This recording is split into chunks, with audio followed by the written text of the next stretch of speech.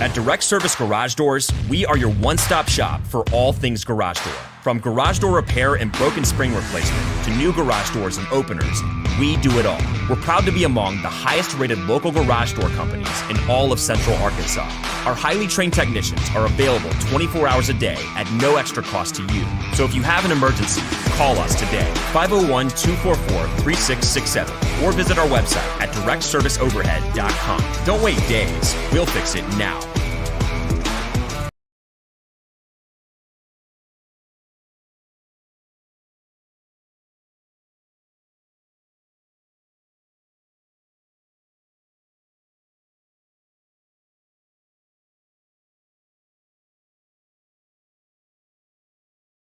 All right, happy Friday, everybody. I got something special for you. I hope you're ready for this. Let's get it going. 3, 2, 1. Yo! Flamingo Friday has made a comeback upon popular request. I even got the little logo down there. How you like that? There you go. There's your Tuss Talk with Ty. Flamingo Friday. That's what I'm talking about. Guys, we needed it. We needed the Flamingo Friday to make a return, and so it does. And so it does. Shout out to Ramon Shiesty. Ramon was like, man, Flamingo Friday, yeah? So we're doing it. Every Friday I go live. You guys ask, what's going on with Flamingo Friday? It's back. You know what? I'm drinking a regular Mountain Dew. It's not diet this time. Figured, you know what, every once in a while, it doesn't have to always be a diet. We're going with the Mountain Dew Overdrive, which is fantastic, by the way. I think you could still only get these at Casey's. Do you know, like everyone else on planet Earth, Casey's has a reward app? All right, shout out to Patreon supporters. Hope you guys, again, hope you had a fantastic week.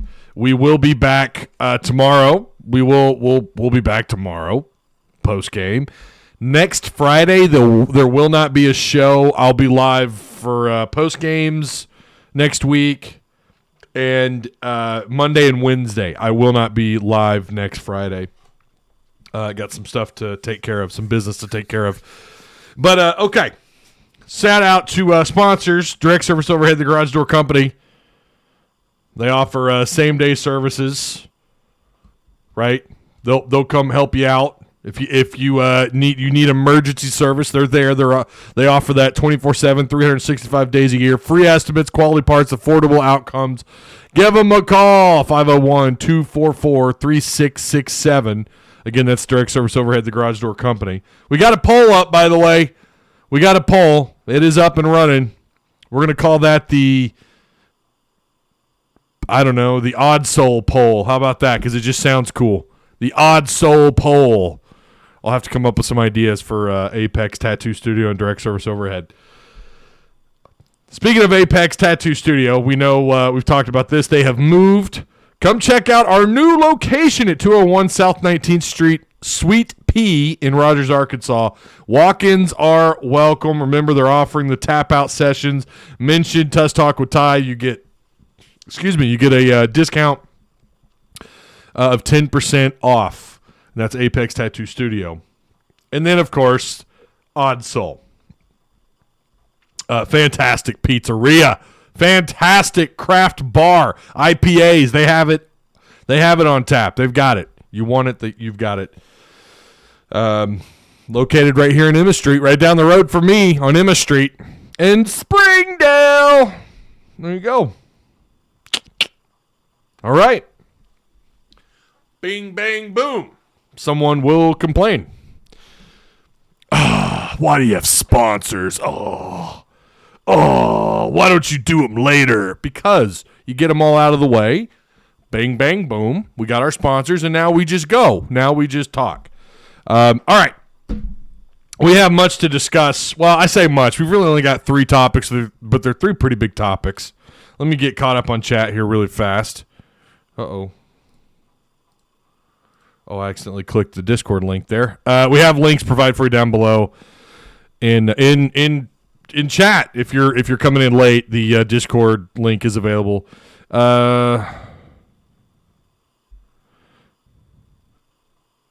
We talked about this 5-star TWO. Oh, preferred walk-on days ago. I don't know what you're talking about. They don't have a 5-star walk-on. Y'all, it's true, though. A lot going on in the Patreon chat. Devo goes off tomorrow, says Chris Johnson. Hogs get their first road win. Yes, sir. Finally made alive. Hey, it's nice to have you, Brady. Is that how do you say your last name? Lavoie? I'm gonna stick with Brady. Nice to have you, sir. William Watkins says, think we see Nick Smith Jr. for A&M, in my opinion. Ooh, that would be sooner than the rumored date of 2 weeks from last week. So you're looking at closer to mid-February if that rumor holds true. I can't read the very top comment here. I don't know what's going on. I could read Richard Hartman. Hopefully we see Nick Smith Jr. back for Baylor. Not going to happen. I bet AB has a huge game playing against his father's former team. Yeah, you got some Texas boys. Got some Texas boys on that roster at Arkansas. I cannot read the comment above you, so I apologize, whoever that is. The poll is up. The odd soul poll, we'll call it, just because it rolls off the tongue nicely. Do the Hogs win tomorrow at Baylor? Or Hogs win tomorrow at Baylor, question mark. 55% of you say yes at the moment.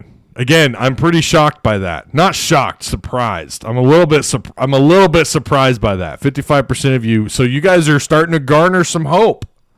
Some of you guys are starting to you're starting to feel the hope a little bit. Oh, now that number's shrinking. I'd love to see that poll break 50 votes today. So if you guys are coming in, make sure you take the poll. $5 super chat from Aaron Harbison. What's up, Tygo Hogs? Hoping for a close game against Baylor at least.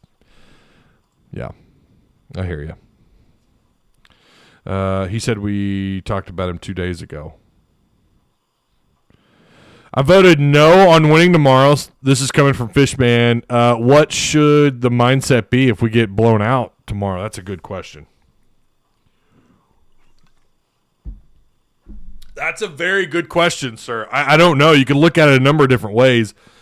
Baylor might very well be, if you listen to their media, if you listen to their people, they think that's a legit Elite Eight Final Four team. They think they're pretty good.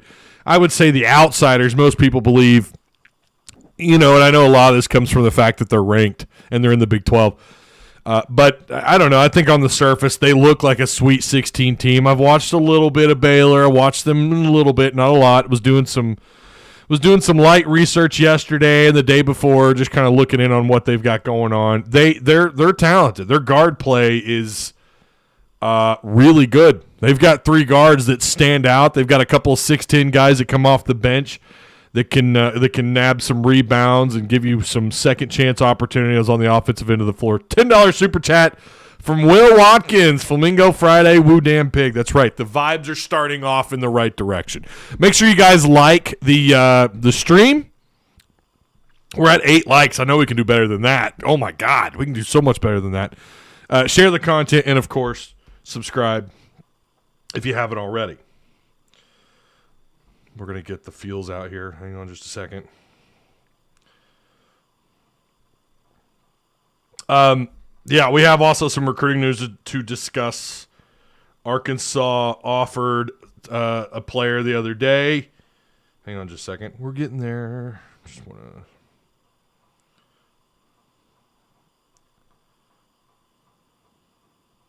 All right.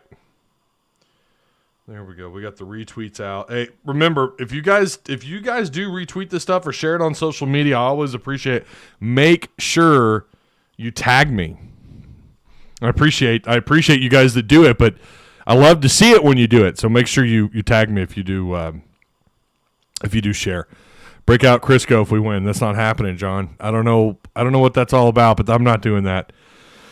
Hogs win. Do you put them back in the tourney? This is that kind of game. I want to save that for the last bit. Let's get right into recruiting first.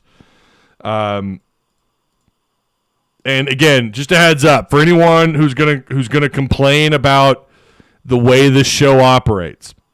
Okay, the first several minutes are getting people in live chat. Right, we let the room kind of fill up.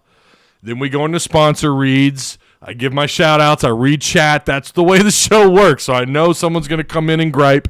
Listen, I'm sorry if it's not for you. Hey, Trey Biddy gets right to the point. After his 2-minute read, after he does his thing about the sponsor or his subscribing to Hog Sports, and I think Ozark's Electricity or Ozark's Go, like one of his sponsors. He does the same thing, but he's a little bit shorter. I actually interact with my chat. Nothing. He does his thing. I do my thing.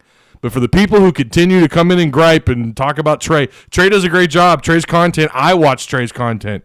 Trey does really good work. He really does. He's really talented. Nice guy. Met him in person a few times. I like Trey. But if you want that kind of content, go over there. Here, it operates more like an interactive radio show or a live, like a Twitch chat. You ever go into Twitch? They chill, they come in, they shoot the shit a little bit, they have fun with it, and then we get into the sports, right? So for people that are going to come in and complain, you must be new here because this is the way this show has operated for a while, and I like the way that it goes. I like the way I do things here. I've made tweaks and adjustments along the way. We did the call-in stuff, which I know some of you guys, I've got some ideas for bringing that back. I don't know if I'm going to bring it back for post-game or not, but I've made tweaks along the way, but it is what it is. All right. So, Arkansas recruiting really quick. We know they've done a really good job in the portal. I don't think they're completely done there. I do believe that Arkansas after spring, I do think they're gonna have to dab back into the portal a little bit. I still have questions about tight end. I know Shamar Easter, like that's a big deal. Haas, that's a big deal. Ty Washington, who had a fantastic fall camp, really looked like that cat's going to make the two deep. I mean, there was a legitimate thought there for about 2 or 3 days. Washington can make the two deep if he keeps this up. He could compete with Knox, behind Knox at the 2 spot. Although Knox was miles ahead of everybody, it felt like Washington was making some pretty good. He was making some good headway, and then he just kind of dropped off the earth and they decided they were just going to redshirt him. I think there's some other stuff going on. He might have been dealing with an injury. I'm not entirely sure on that. But I am concerned about what's going on at tight end. So I think they're going to have to go to the portal still, just like they did with quarterback. I mean, we knew they were going to do that. We knew they were going to go to the portal for a quarterback. And you feel good about what's going on there because obviously you've got KJ, who's the man, who's arguably one of the top 3 quarterbacks in 2023 in the SEC. And then you feel good about Criswell because he's a little bit older, right? You're not talking about some freshman that, redshirted last year at North Carolina and then came in. He's got a couple of years under his belt. I mean, he's not going to come in with that freshman mindset, which is a thing. He's a little bit more seasoned, right? He got passed up by 2 damn good quarterbacks at North Carolina, and now he's down here. And guess what? Now they're going to get the benefit of being coached under Dan Enos. Now, say what you want about Enos. We haven't really gone full into Dan Enos here yet. A whole lot. I will say, if there's one thing, when you look back, and I know people get tired of talking about 2015, Brandon Allen does not have the Brandon Allen type season that we all remember without the architect of the offense and the guy that sculpted him into the quarterback who remains in the league to this day, Dan Enos. Dan Enos is the reason for Brandon Allen's career. I think Brandon Allen would argue that. I think Brandon Allen would say, yeah, I think without Enos, I'm not sure that I'm still here in the league, maybe not even given a shot at all. Enos kind of has a reputation for developing quarterbacks or working with some high-profile quarterbacks. Now, that's not to say that he hasn't had a very bizarre. He's not necessarily on an upward trend as a coordinator. So, yeah. What he did do also in 2015, going back to the tight end thing really quick, you had a Mackey Award winner in Hunter Henry. Tight ends were definitely used in this offense. So tight ends are going to play a pretty big role, I think, in 2023. I think someone's going to emerge. They're going to have to. And who knows, maybe younger Henry steps up. The rumor was he was going to move on from football. I don't know if that's still the case. I'm not sure if he's come out publicly and said what he's going to do yet. I don't think he has. One way or another, you wish him all the best, whatever he decides to do. But again, especially if Henry decides to hang it up, they're really still going to need, because I'm going to tell you something else that matters, even though Henry may not have an impact on the field. You're talking about a guy that's at least been around the system for a while, around the Razorbacks for a while. He's been on campus for a while. He understands Sam Pittman. He understands what his roles and responsibilities are, and he could be a leader in that tight end room. If he hangs up his cleats, That doesn't sound right. If he hangs up the pads and throws his cleats away, whatever he decides to do with his cleats, you don't have that upperclassman leadership really. So, I think tight end is the position that concerns me. I do think they're going to go back into the portal, and I think they're going to target a tight end. We know they were. They got turned down by 2. They lost out on 2 guys. One of them they absolutely wanted. He ended up going to Baylor. That was, oh, my God, the kid out of, oh, my God, what's his name? Someone help me out in chat. Was it Roberts? Is that his name? He went to Baylor, and that was straight up a decision he made to go there over you. That was not Arkansas backing off. That was him picking another school over Arkansas. And then you had the situation with the young man out of Notre Dame who, I don't know, I've heard kind of mixed stories on that. It sounds like it wasn't a good fit. It wasn't a good fit. He actually showed up and apparently left early. Barang, was that his name? He's got kind of a funky last name. No offense. Okay. But he apparently he left early. He showed up on his visit and then left early, talking to someone in the know about that. And so I still think they're desperate there. They're not desperate, but they're a little bit concerned. Yes, have freshman tight ends come in and made an impact around college football? Yeah, there's been a few. More times than not, though. I think especially in this offense, you're going to need an upperclassman. So they're not done in the portal. And so that's the first bit of that.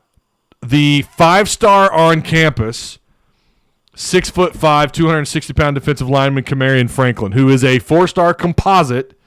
If you look at his composite score or his 247 composite, he's a 5. Sorry, his 247, he's a 93.4, 93 overall 4-star. Considered one of the top 30, top 50 players in the country, depending on what recruiting site you go to. Kamarion Franklin is big time. Out of Lake Cormorant.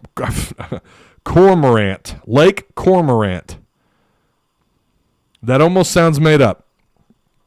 Lake Cormorant, Mississippi is part of this 2024 class. We're not talking about a 2025 kid. We're not talking about transfer. We're talking about a kid out of this upcoming class, 2024. He is on campus. Anytime you have a 5-star, you don't have very many of those on campus. Let's be real. They don't get a lot of these cats visiting. They don't get a lot of 5-stars on campus very often. A lot of schools can say that. I would argue 90% of college football programs across the country don't get 5-stars visiting very often. Arkansas has him. He's a 247 sports composite 5-star with a .98 rating. His offers, just name a school, they've offered him. As a junior in 2022, Franklin had 73 tackles, 22 tackles for loss, 17 sacks, 41 quarterback hurries, 1 pass breakup, recovered a fumble, and blocked 3 kicks. How he is not a 5-star on 247, I don't know. Why he's only a 5-star in the composite ranking, I don't know. I love his size. I love what video is out there. This dude has a motor and is going to be a problem. This is the kind of cat that would walk on campus in Fayetteville and be a starter day one. He is that level of player. This is a big-time prospect, again, out of Mississippi. Arkansas has had some success recruiting out of Mississippi. You're going to be competing for the best of the best. I mean, getting him here on campus is a big deal. We'll see what he does with the rest of his officials and the rest of his unofficial visit. Well, I mean, you could take however many unofficials. We'll see what he does with it. This would be a home run hit. This would be huge for Deke Adams. Deke Adams is all over this kid. Again, he's about 6'5", 6'6". Everyone reports different sizes. I think he's somewhere around 6'4.5", 6'5". But big kid. Looks like he's got long arms, big hands, makes plays, explosive off the line of scrimmage. Kind of does a little bit of everything you want out of an edge rusher. And he's very athletic for someone his size. He looks like he moves around pretty well. We'll see. We'll see what they do. But that is again, big prospect on campus. So going over some of his offers, I know someone's going to ask. Arkansas, Alabama, Auburn, Georgia, Florida, Mississippi State, Ole Miss, Missouri, South Carolina, Tennessee, and Texas A&M. I swear to God, if he goes to one of the Mississippi schools. If he goes to Ole Miss. Mississippi State, I don't mind so much. They at least have a little bit of a reputation on the defensive side of the ball. And, you kind of have a soft spot for him, right? After losing, I'm sorry, but, after losing Leach, it's like, damn, I hate that for Mississippi State fans. I'm not going to be his butthurt if he chooses Mississippi State over Arkansas. But I swear if he ends up playing for Lane Kiffin, I don't care if he's a defensive player. I don't want someone like that going to Ole Miss. I'm not sure who's in his lead. I don't know. I just kind of found out about this young man yesterday. So it's going to be a long process. We got a long ways to go until December, but that would be an excellent pickup for the Razorbacks.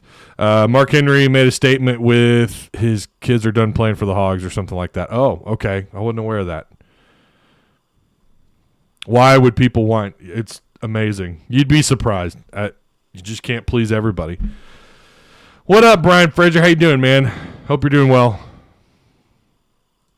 Hope you are doing well, sir.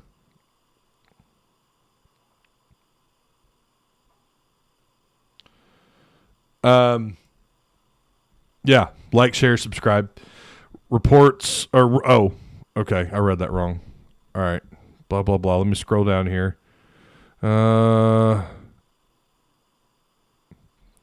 If so, not even close. If y'all ain't in the Discord, you're missing out. Yeah, no, right? I agree. Discord's awesome. It's been a lot of fun.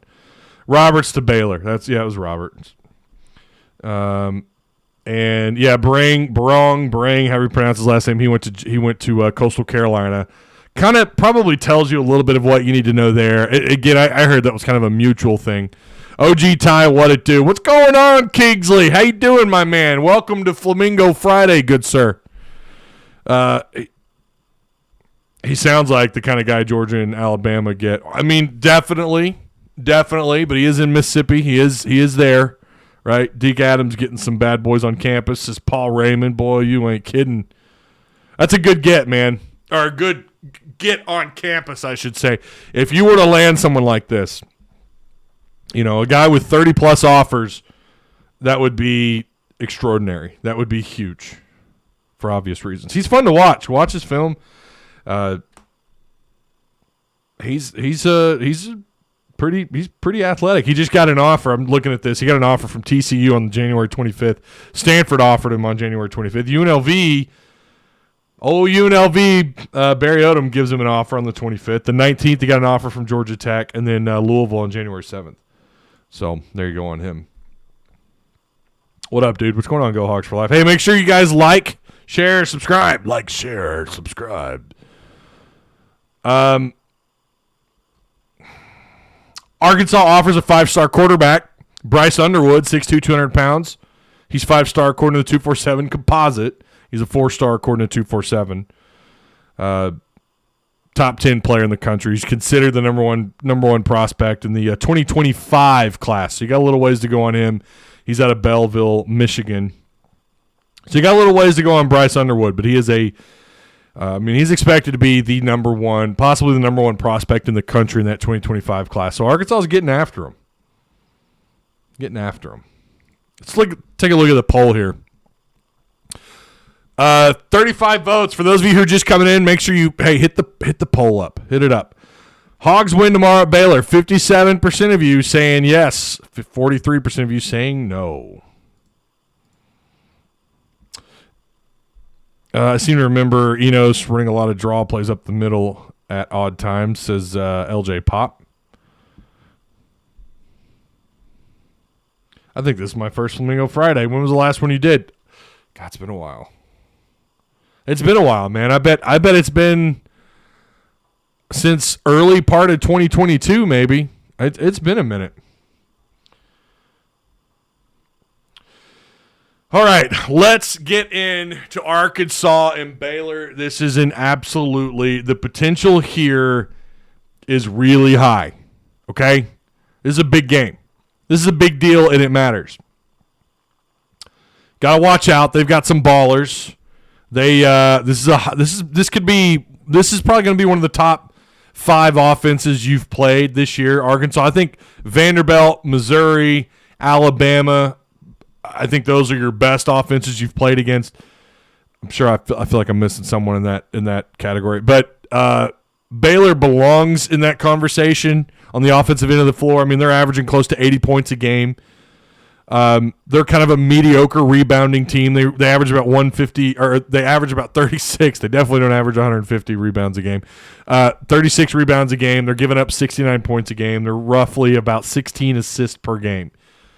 Baylor is a kind of a middle of the road. If you look at their Big 12 standings, Kansas State and Texas, surprisingly still, Texas, Iowa State are the three at the top of the Big 12. Kansas State 17-3, Texas 17-3, Iowa State 15-4. Those are all 6-2 teams. And then you've got 3 5-3 teams: TCU, Kansas, and Baylor. I'm a little bit surprised when you look at Kansas and the fashion in which they've lost. Baylor, I mean, they're kind of. I don't know if they're a surprise or not. I don't know. I mean, that'd be a good question for a Baylor fan. If they're surprised at 15-5 and being kind of at the back end of the middle of the pack in the Big 12, they're just ahead of Oklahoma State, who's at 3-5 in conference, 11-9 overall. How about Oklahoma? Oklahoma's got to play Bama at home. I think that's their matchup for the SEC Big 12 Challenge. And, of course, Arkansas gets yet again. I mean, they get a pretty tough matchup. Baylor's a tough draw, going on the road. I was unaware of their arena. I thought their arena held about 14,000. It actually only holds 10,000, but they're expecting a sellout. This is a big deal, man. 3 p.m. tip-off. This could show a lot of people. This could prove a lot of people wrong. This could be that game. Hang on just a second. Let's reload once again. YouTube Studio, just being goofy. What's up, Montero Knight? How you doing, man? This is the caliber of game.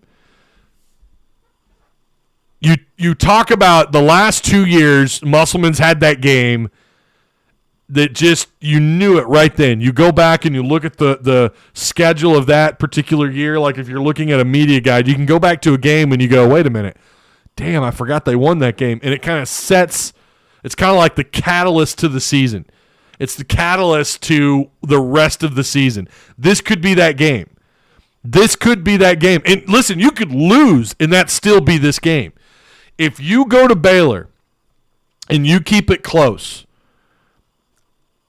you have to walk away with your heads up on this one. I think you should always walk away with your heads up, but win or lose, it's hard. I get it. It's going to be tough. If you walk in there and you play a tough game and you lose a close game, that's always just you don't like moral victories, and you don't like losing games like that are competitive. But if that happens, you could still walk away and not completely feel depleted. If you walk into Baylor in front of 10,000 plus screaming Baylor Bear fans, well, I mean, whatever the number is going to be, and you make this out to be a ball game, I think it's going to be a high scoring game. Now, I've been my predictions have been close. I picked Arkansas 12 over Ole Miss. They got it. I picked them 14 over LSU. They ended up winning by a larger margin, but I thought Arkansas would break 80. I really thought they're going to break it off offensively, and it was quite the opposite, but they still won by 20 points, 60-40. They have the last couple of games, and you kind of felt like, okay, well, Arkansas should go 2-0 here. They can't split these games. They can't afford to split these games. They're in a situation now. I don't know what the magic number is, but this game could truly be the catalyst for the rest of the season. This could truly be the game that sets you on the right path.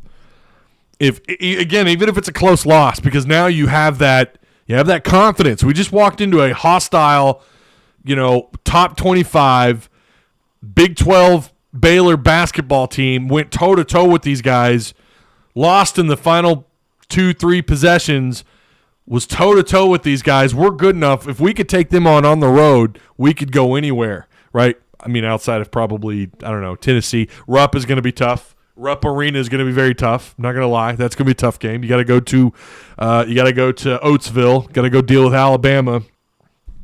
Man, that was a big game right there. Arkansas, man, if only Arkansas could have pulled off that Alabama game. It woulda, coulda, shoulda. You didn't.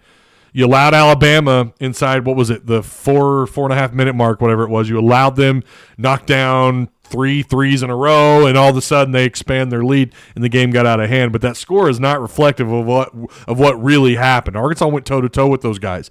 Has Arkansas taken that step? Have they taken that step in the right direction to go toe-to-toe with someone like Baylor? Baylor in the SEC, I feel like probably one of the top 3 teams in this conference.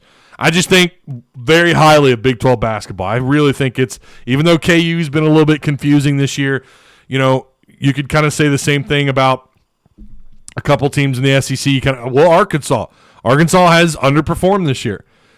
Sure, injuries, blah, blah, blah, I get it, but Arkansas still is underperformed, and while they may have a good reason for it, but they have underperformed. There's no ifs, ands, or buts about that. You can go back to that Creighton loss when you still had Brazil in that game, and you still found a way to lose that game. That looking back, that's still a disappointing loss.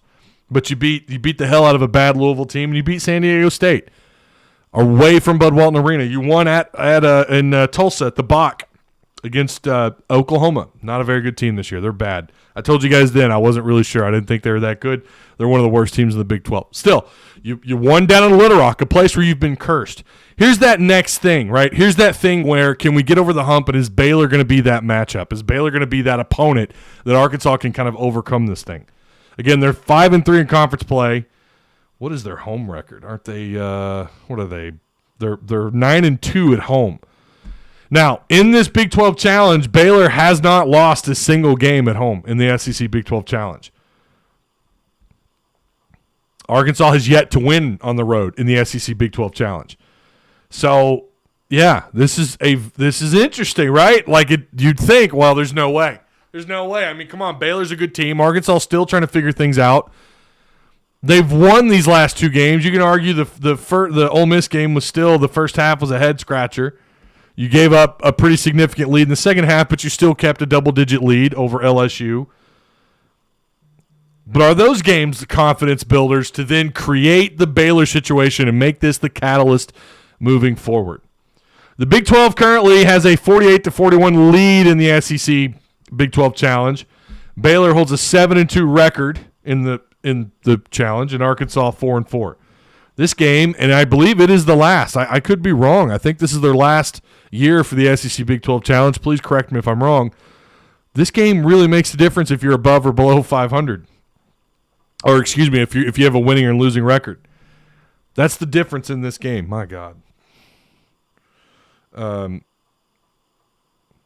Okay. 50 missed text messages in the span of 10-15 minutes. I don't know what that's all about. It's not breaking Arkansas news, is it? You guys aren't tagging me in Discord, so it must be nothing. 50 text messages. What are you people doing? Leave me be. Hogs' first matchup goes all the way back to 1924 against Baylor in the old Southwest Conference days. Arkansas leads the series 96-48. Good God. 96-48. It's pretty wide gap there that Arkansas has over Baylor. The last time these two teams played, Baylor went into Little Rock and beat Arkansas back in 2009. Arkansas in the AP Top 25, they're not in. We know the Bears are 17th. Coaches poll, they're 17th. Arkansas's not in on that. The net rankings, this is where Arkansas still earns. This is why they're still in the conversation for the tournament. They're 24th to Baylor's 14th. They're 24th. In KenPom, they're 22. KPI, they're 18th. Baylor's 15th. They're pretty close. BPI, Hogs are 20. Baylor's 8th. Offensively, Baylor's pretty effective. They're very effective. According to the offensive efficiency, they're number 2 in the country. At home, they're really good on the offensive end of the floor, as most teams are. You're always better in front of your home crowd, but that's something worth noting. Arkansas 61st.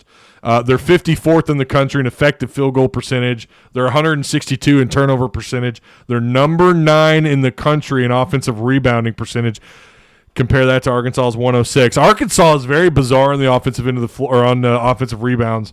Very strange. One game they'll have 15, 20, or 17, 18 offensive rebounds in the next couple opponents. Of course, matchups matters, size matters, but then they'll have 6 offensive rebounds. It's a very, very inconsistent team at offensive rebounding. Free throw rate, they're 21st in the country. They're 21st in the country, Baylor is. Arkansas's 33rd. Yeah, I mean they're pretty. You look at their offensive efficiency; they're a very good basketball team. You switch over to the defense. Baylor, number 92 in the country, 92nd in the country. Compare that to Arkansas, who's at 15th. Yeah, so they're starting 5. Looking at Arkansas here, we're probably going to see Anthony Black, Devo, Ricky Council, Jordan Walsh, and Mekhi Mitchell. Of course, we'll see Pinion, and I'm sure we'll see a little bit of Kamani, and maybe we'll see Graham. I'm sure we'll see Graham. Looking at them side by side, they're starting projected 5, L.J. Cryer, Adam Flagler. It's Flagler. Got to make sure you pronounce that right, or YouTube's going to kick me off. Keontae George, Jalen Bridges, Flo Tamba, however you pronounce it. These are all guys that don't – like you look at their guards, 6'1", 6'3", 6'4". George, Flagler, and Cryer, 6'1", 6'3", 6'4". Arkansas's length could play a pretty big impact. Now, they do have a couple of freshmen that can come off the bench, and they're 6'10" or bigger. Langston Love, 6'5", 210. Josh Ojiawana. Josh Ojiawana. I think that's how you pronounce it. 6'10", 230. And then Caleb Lohner, who's 6'8", 235. They have another 6'10" player on their roster. I'll have to pull that up. But yeah, I mean they have size that can come off the bench and match up, but that's probably going to be their projected 5 is Cryer, Flagler, George, Bridges, Tamba. That's probably their 5. We'll see what Arkansas does. We'll see if Arkansas misses or if they mix up their starting 5, see what they do off the bench. Has Pinion played himself into a starting role? Probably not yet, but I do think Pinion's going to get some time. And again, Pinion's your guy at 6'5", 180 pounds. I mean, he's got. We don't talk enough about that dude's length. He looks like he looks a little lanky. He's got a little bit of length to him. Not one of these. I'm not talking about this. He's not he's not 6'7" like Anthony Black with them long arms. But he moves pretty well, and he's got the 6'5" frame. And he looks like he could probably tack on a little muscle. I'd like to see him like at 210, 6'5", 210. But they've got some length. Arkansas, we know their 5 have the length, man. That's all you ever hear about. It's just how long they are. Again, Ricky Council, 6'6", Walsh, 6'7", Mekhi, 6'9", and then Anthony Black, who's kind of more of a combo guard, but he's supposed to be your point guard. You're asking him to do a lot. He's 6'7". Devo is your shortest, and he's a 6'4", 6'4", 185 pounds. So Arkansas with the length, the size, the athleticism, and the talent, Arkansas is good enough to go toe-to-toe with Baylor. I just speaking from a length and a size standpoint from the starting 5. Now, again, they're going to rotate some size. They have a couple of bigs. They have a couple of guys that can come off the bench with some size. Are they high-quality players? I mean, they're freshmen, and they can have an impact. It would not shock me at all if one of those 6'10" guys come off the floor, come off the bench and come out. Hell, they may even start some more size. Flo Tamba is 6'10", 250. That's a big dude. And he's bulky. I mean, he's a big guy. About 5, I think it's 5.5 rebounds a game, something like that for him. Bridges, 22 blocks on the year. He's 6'7", 225. But again, when you talk about just their guards, George, Flagler, and Cryer, Arkansas could have a little bit of a size advantage there. Yeah, I think this is again, when you look at them on paper, you think Arkansas can go maybe toe-to-toe with these guys. We know Arkansas has talent. They are banged up. They're walking into this thing with 3 missing starters. They're walking into this thing with 3 guys not available Saturday. But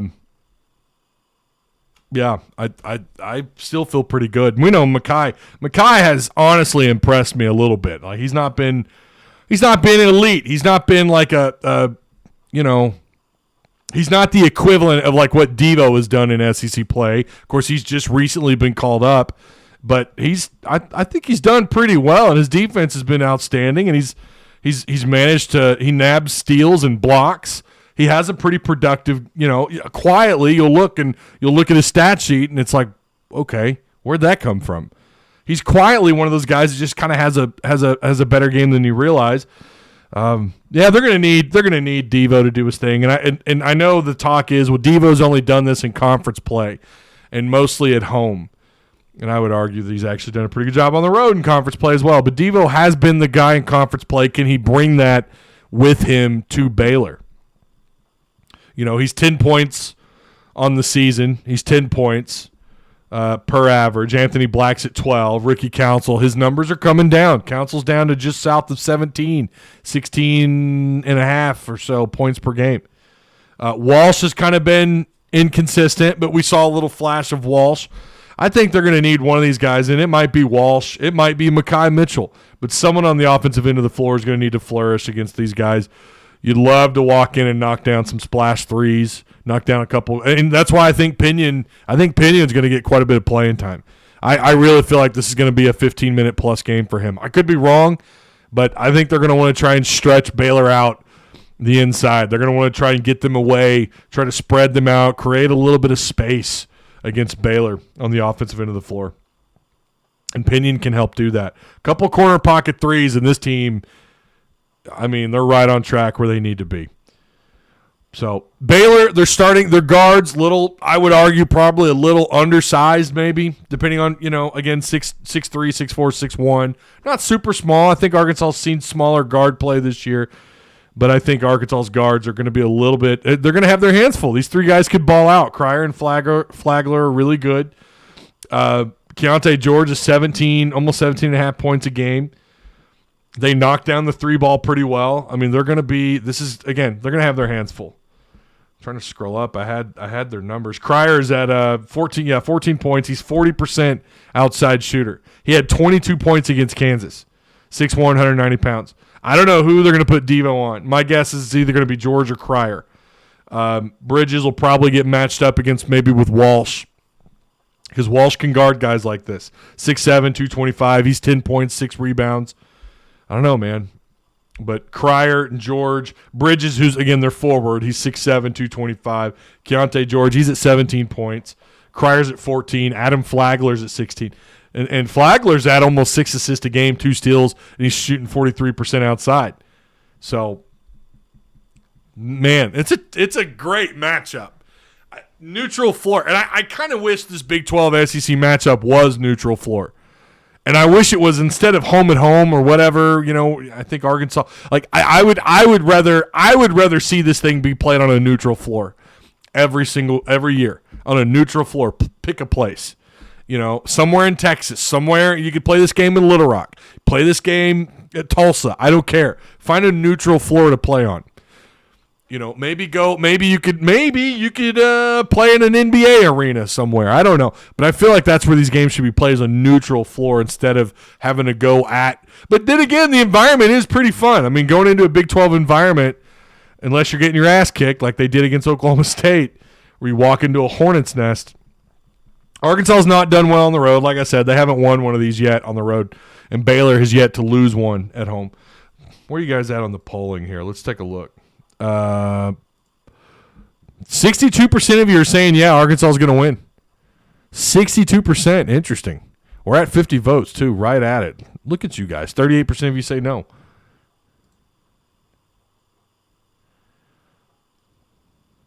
Oklahoma's on the bubble right now. Are you serious? Dude, they're horrible. Oklahoma is not a tournament team. They could not be on the bubble at 11-9. There's no way. What's their net? That's bad. But then again, I mean, the Big 12 is thought of pretty positively. We win tomorrow. I'm selling feet.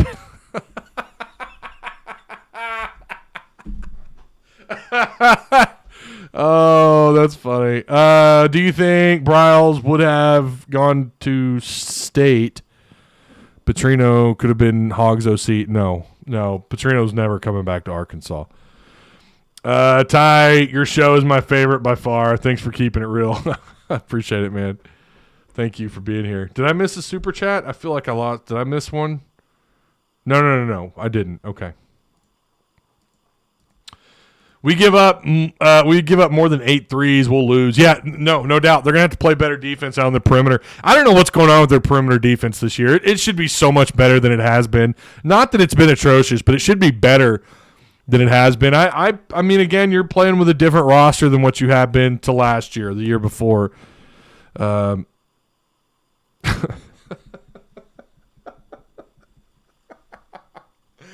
Oh my God. Feet pigs. What is wrong with you? Oh, that's great stuff. Yeah, they're going to have to limit Baylor outside. They can knock down the 3-ball, man. That's a little worrisome. What is Briles making at TCU? I have no idea. I'm not sure. Have they released that? Do we know? No. You know what? They did release it. What is his deal? I think they did. Kendall Briles' salary. I'm pretty sure we have. I could have sworn I saw that somewhere. Maybe not. Best of Arkansas Sports, I thought maybe published. 2022. Let's go to news. Okay, TCU hires new offensive coordinator to replace Garrett Riley.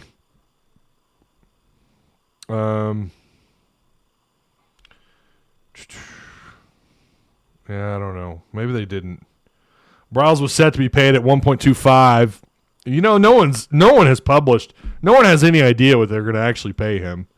Unless I missed something. I don't think anybody knows. Maybe I'm wrong, but I swear I heard Mike Irwin say the other day on Ask Mike that no one knew. Because the deal was never made.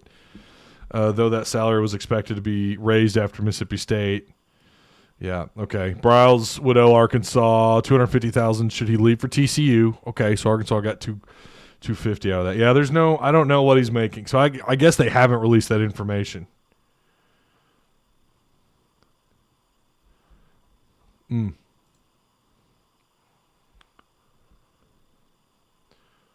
Well, I don't know. I don't know that we'll ever know. 1.9 probably says bot. Can you imagine TCU paying almost $2 million? 20 days till baseball season. I'm excited, Leslie. I'm excited. I'm going to try and go. I need to go to a game this year. I really do. I'd be the first to purchase. Oh, my God. What is with you people? Feet are gross, man. Feet are gross. They're gross. I'm not kink shaming you people. I'm not, but they're gross. Private school doesn't have to release. That's right. Are they? Yeah, they're private, just like Baylor, right? Baylor doesn't have to release anything. Thank you, Trace Pettis. Thank you, sir. I believe Enos was hired to give us a better shot at Walker White. Well, you're not hiring him just for a player. But we know that was the first thing he did. He went and visited Walker White. By the way, Walker White's the real deal. I damn sure want to watch that cat play. Feet are gross. They're so gross. I swear to God, I'm not trying to kink shame. Listen, to each their own, all right? You know? To each their own. But feet are just gross. Pickled pig's feet. Oh, all right. That's right. They are private. Somehow, I don't know that we'll ever know, but I have serious doubts they're going to pay him 1.9. I'd be really surprised if that's what they did. Toenails are gross. Oh, yes they are. Yes they are.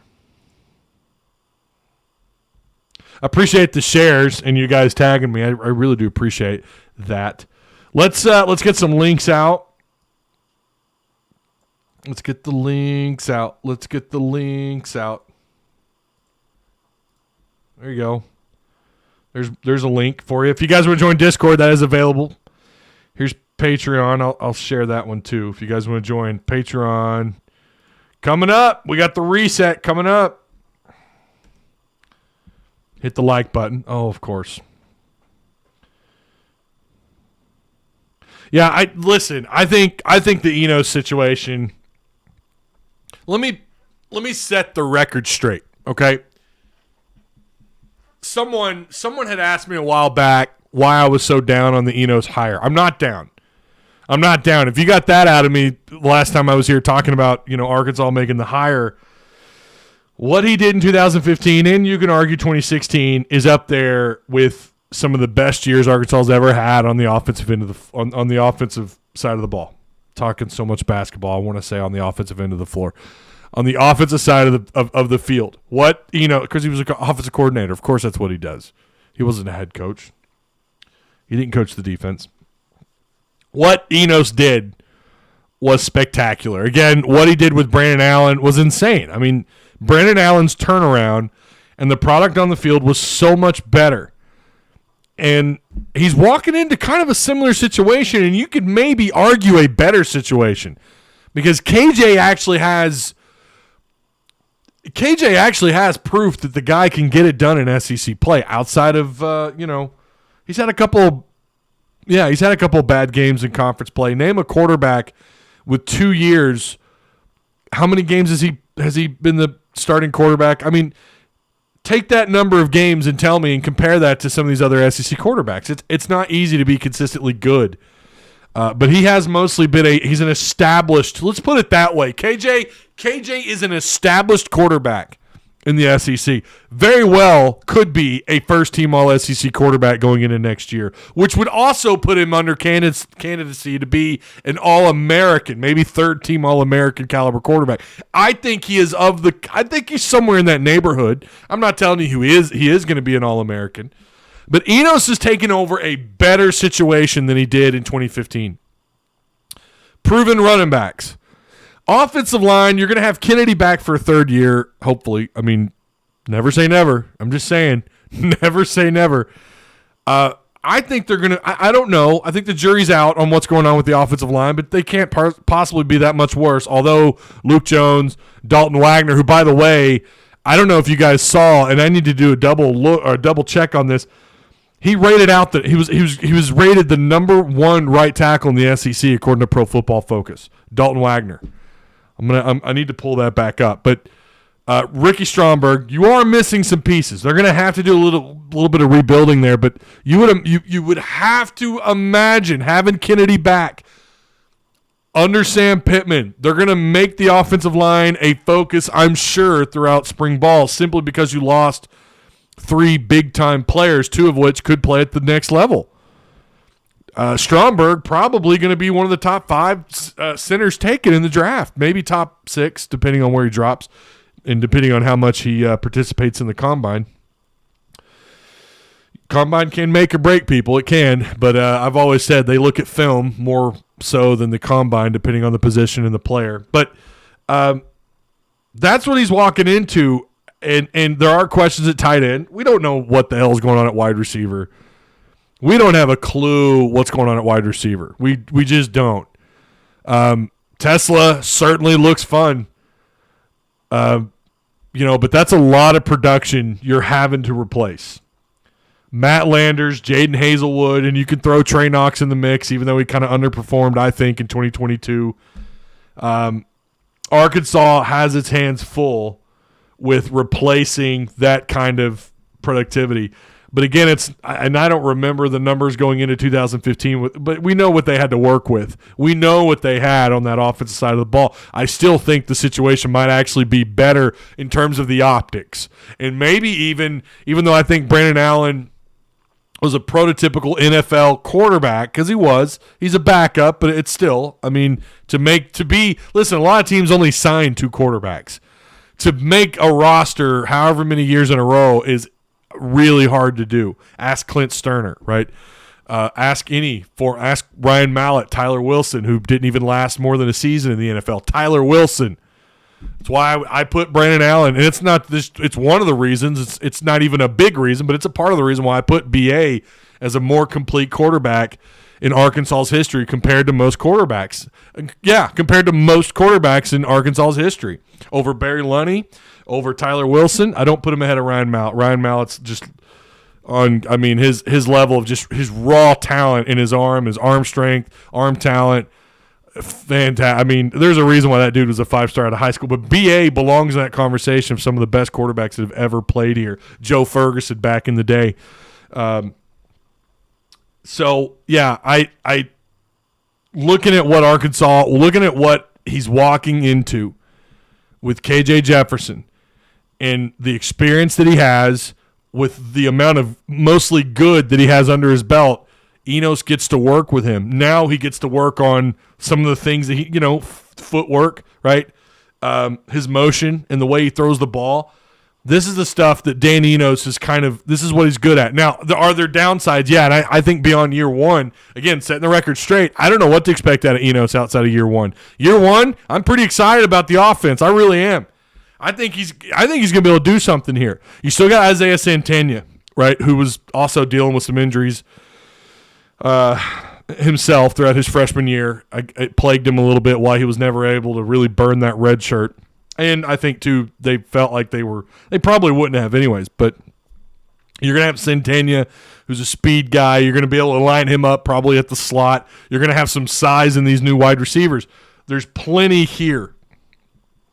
There's plenty here to work with for Dan Enos. I think he's walking into a wonderful situation.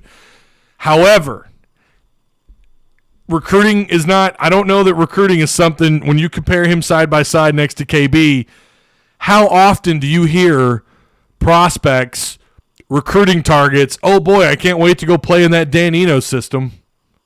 I mean – yeah, compare that to Kendall Briles. I mean, there are players who wanted to be a part of what's going on here at quarterback, wide receivers, and running backs because of Kendall Briles' offense. Now, you could say he underperformed. Some of you could say he sucked. I would argue that. I would argue against that.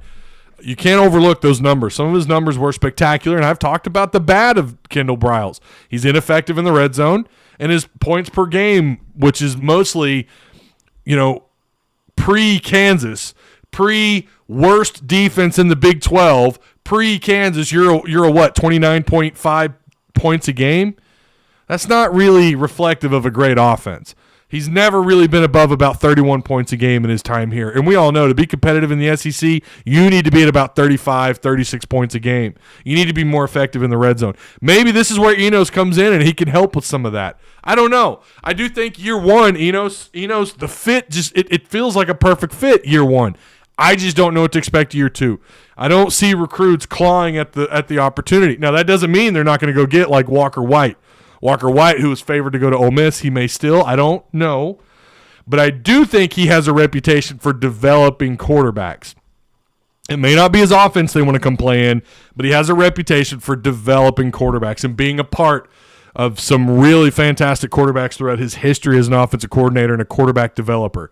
This is the guy, right? When you're talking about developing a quarterback, you feel like Enos might be, I don't know. I mean, he's got to be a name that you toss up as one of the better ones in throughout his history and what he's done. He's got to be in the conversation as a guy. If you want to look at it, taking the blinders off for a minute and who he's been a part of in his career as a coach, but you always, for Hog fans, you go back and you look at 2015 and the job that he did with Brandon Allen.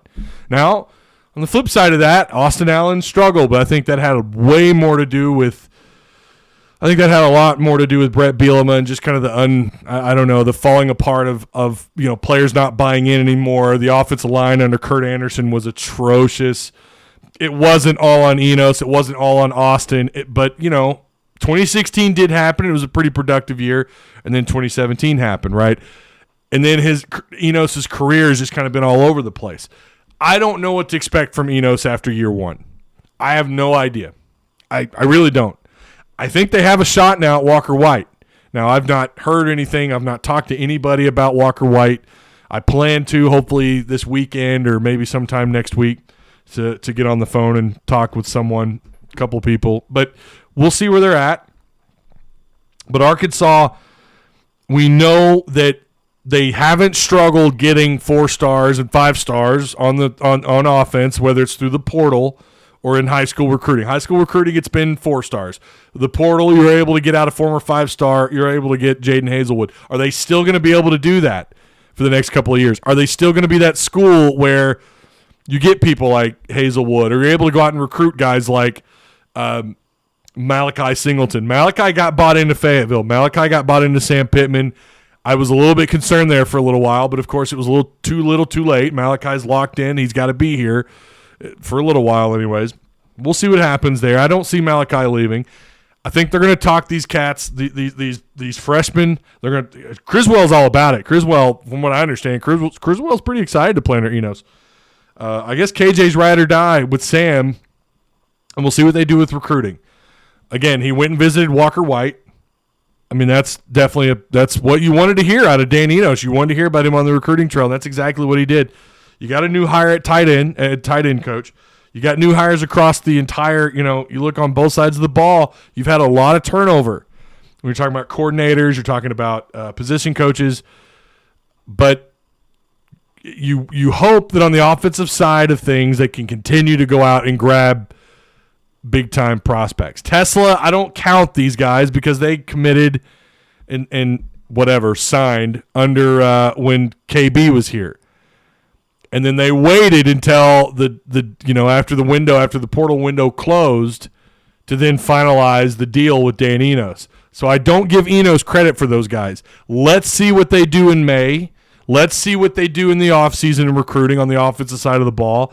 Maybe they can talk White into committing. And I think, listen, again, for a quarterback, I think you'd have to give Dan Enos a good hard look. He has a reputation for developing quarterback talent. He has a reputation for that. I think he should be able to recruit. I think he should be able to go out and find a quarterback. Maybe it's not a high 4-star. Maybe it's not White, who, go watch some of his highlight content. I'm pretty sure someone made a TikTok video just about Walker White. This dude's going to be big time. I see him getting a surge in all the rankings across all the recruiting sites. But let's see about wide receiver, tight end, if the skill position guys. Let's see what he does. See what he does at quarterback. That's my question. That's my biggest question mark. So on the record, I like the hire for 2023. Beyond that, and listen, you don't hire a coordinator for just a year, do you? I don't think so. I think you want a guy here for a minimum of 2 to 3 years. That's why I was shocked when they had both Kendall Browse and Barry Odom for 3 years. That's fantastic. That shows that Arkansas is still a job it's worth coaching at. When you turn down Texas to go be the defensive coordinator there, when Kendall Browse turned down Miami, Mississippi State, and then eventually would TCU. I think that situation. I think they just got tired of dealing with it, and they just kind of cut the cord and let Kendall leave. But I don't know. I don't really. Again, TCU to me is just a neutral move at best. It's a lateral move at best. But I'm excited for 2023. I just wonder what happens after that. That's where I'm at with Enos. So I'm not anti-Enos. I think, listen, now if he comes in 2023 and they struggle and they're bad on the offensive side of things or they don't perform where we think they should, Sam Pittman is going to catch a lot of heat.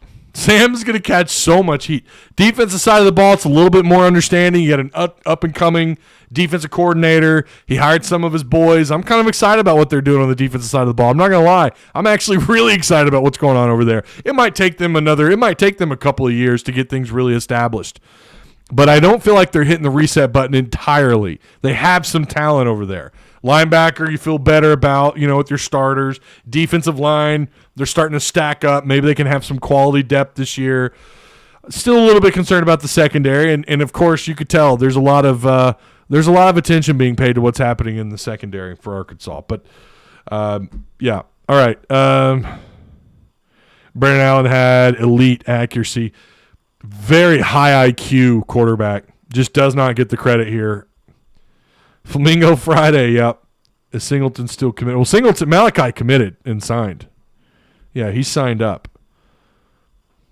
KJ gets to work on his mechanics, yes, on what could make him money in the NFL. I think KJ will be a damn good backup quarterback in the NFL on BA's level. KJ's throwing will be elite next season, says Bot. I think this is why you feel like it's just, to me, it kind of feels like a match made in heaven for those two, for Dan Enos and KJ. Again, you have a guy that's not going to walk in, deer in headlights. You got a guy that's been around. He's a veteran, and he's going to be under Dan Enos. Now, if they underperform, then you know what? We'll cross that bridge when we come up on it, right? Yeah, I think Enos will be coaching a pissed off KJ. Pissed off? Why is he going to be pissed off? Why is he going to be mad? Is KJ like Dwayne Haskins? I don't know who to compare him to, Michael. I don't know. Hogs win tomorrow at Baylor. 62% of you say yes, 38% of you say no. I have been back and forth on this prediction. I'm going to say Arkansas probably loses this game, but it's going to be close. I think Arkansas is going to do everything they can. They're going to play a physical brand of basketball. We'll hope. We just got to hope and pray officiating stays out of the way. Got to hope they stay.